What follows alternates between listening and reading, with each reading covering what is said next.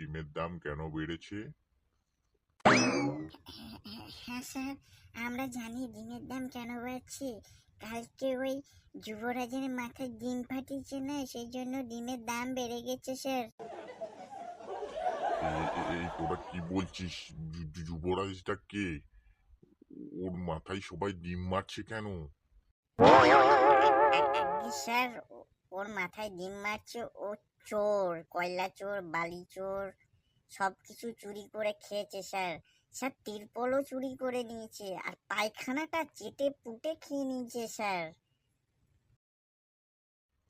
আরে ছে ছে ছে ছে ছে ছে ছে, কি বলছিস তোরা? পায়খানা খায়? আরে এ কেমন লোক রে? পায়খানাটাও শুদ্ধ চেটে পুটে খেয়ে নিয়েছে বলছিস? বলছিস তাহলে কি ডিমের দাম এখন বাড়তেই থাকবে, না কিছুদিন পর আরো কমবে? না স্যার, ডিমের দাম এখন 6 টাকা থেকে 12 টাকা হয়েছে, আর কিছুদিন পর 18 টাকা হয়ে যাবে। তার কারণ সব ডিম স্টক করে রাখছে মাথায় ফাটাবার জন্য। ভালো লাগলে লাইক শেয়ার কমেন্ট করে দেবেন। Thank you.